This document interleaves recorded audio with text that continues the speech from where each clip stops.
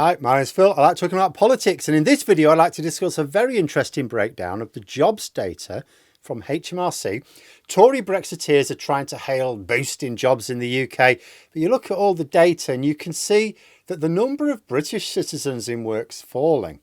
The rise is entirely down to work for migrant workers, and in a rather fitting Brexit irony, rather predictably, it's the very immigrants, the Brexit supporters, the ones who had anti-immigration issues anyway, hate the most.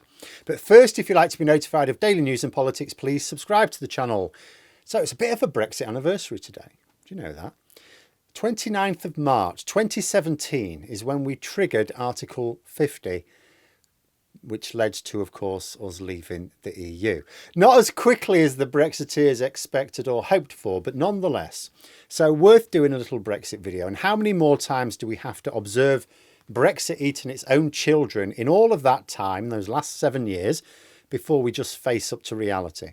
Because Brexit was supposed to be about reducing immigration, for a great many of its supporters anyway, not all, virtually eliminating it altogether for some, and boosting jobs.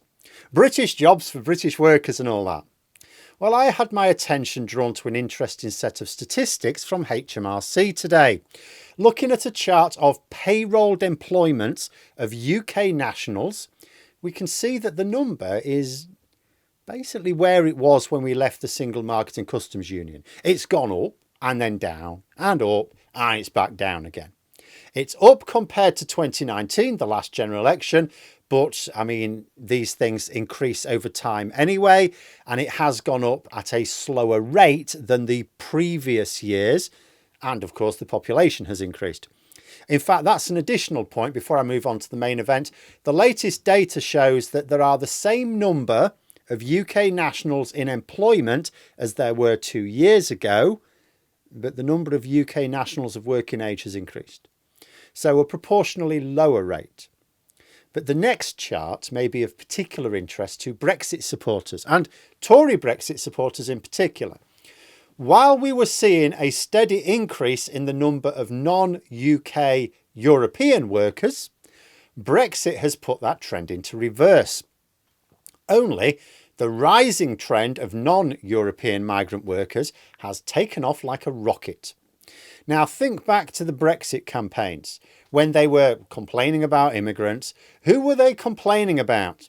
Were they complaining about these white Europeans coming over here? No, I don't think that's what Nigel Farage's poster was showing, was it?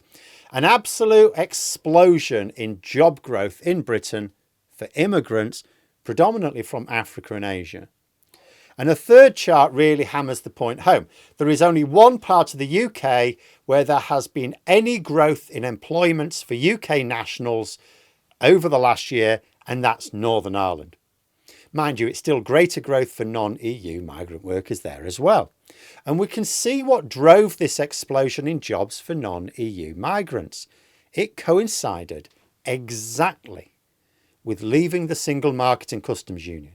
Not leaving the EU, because that just meant we stopped having a say in what the rules were, but the rules have still applied. We only lost all the benefits at the start of 2021. And it's because, despite what the Brexiteers claim, there just weren't that queue of British workers there to do those jobs. Some jobs are located where the people in need of jobs are not. You know, shortages in Lewisham, no good to someone looking for a job in Middlesbrough. Some jobs are both remote and seasonal, so of more appeal to a migratory worker than one that's settled down. You know, you think of seasonal farm workers, for example. Rural areas tend not to have large populations and certainly don't have large populations of people who only need a job for a few months. Some jobs just require skills that those looking for work in the UK simply don't have. We don't have a huge backlog of unemployed nurses or doctors in the country, right? And yet we do have a shortage of nurses and doctors. So where are we going to get them from? Now, really what should happen is that as a society, we should have a serious debate. Not the delusions. These non-EU workers aren't taking your jobs. There's more paperwork involved in hiring foreign workers than British workers. If the British ones were available and could do the job, they would be. Because what the data is showing is not some terrible problem. Actually, an increase in immigration usually just means that our economy is growing. It's the inevitable consequence of anti-immigration policy actually driving up immigration. We made working in the UK much less attractive for EU workers, so we don't have as many EU workers now, but we still needed the workers, and there wasn't this big queue of British workers. So we ended up granting way more visas than before to workers from outside of Europe. It's obvious. And now, because the Tories have been caught out by the net migration figures, because they see these as a failure and because they are still refusing to be honest about why this is, mostly because they can't without losing even more votes, they're now taking action to restrict foreign students who are basically like super tourists in terms of the money they bring into our economy and making it harder to recruit foreign workers into key shortage areas like care work. The result may well be a reduction in immigration, but it will also mean a reduction in GDP. It will certainly mean a reduction in care workers, nurses, doctors, and then the people who voted for it will be the first to complain that their elderly loved ones are not able to access the care they need. In fact, you can see that the bulk of this growth in jobs for migrant workers is in health and social care. Wishing them removed is literally wishing those who need that care to be unable to access it. Because the reality is, immigrants are on the supply side of health and social care, not the demand side. But until we can have these discussions taking place in public, too many people are going to be basing their views on hopelessly incorrect perceptions fed to them by the Daily Mail. A little bit like someone who doesn't really get football. They've sort of watched a bit. They can sort of see that, oh, you're supposed to kick the ball between the goalposts. So they end up hoofing the ball into their own net repeatedly, while the other team and their own teammates look on in bewilderment. Because who is this extreme Tory Brexit for now? The anti-immigration crowd, they're never going to be happy. They're just going to be angry all the time because they're getting the opposite of what they want. And they're getting the opposite of what they want, not because there's some shadowy cabal stopping the real Brexit. It's because they did get what they wanted. They got exactly what they wanted. It's just not resulting in the results they wanted. Some disaster capitalists and some grifters in politics and the media are getting what they want, but that's a small number of people to be worth the suffering of millions.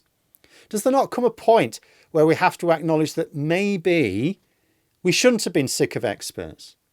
Because until we face up to reality, we're going to carry on doing everything wrong, getting worse results, and just getting madder and madder. Because right now, those against Brexit are obviously upset. Those in favour of Brexit are also upset. No significant proportion of the population is happy about this. So why are we persisting? But there we are. Those are my thoughts. Let me know yours in the comments below. I hope you found the video interesting. If you did, please click the like button. And if you'd like to support the channel further, the join button for memberships. And until next time, I'll see you later.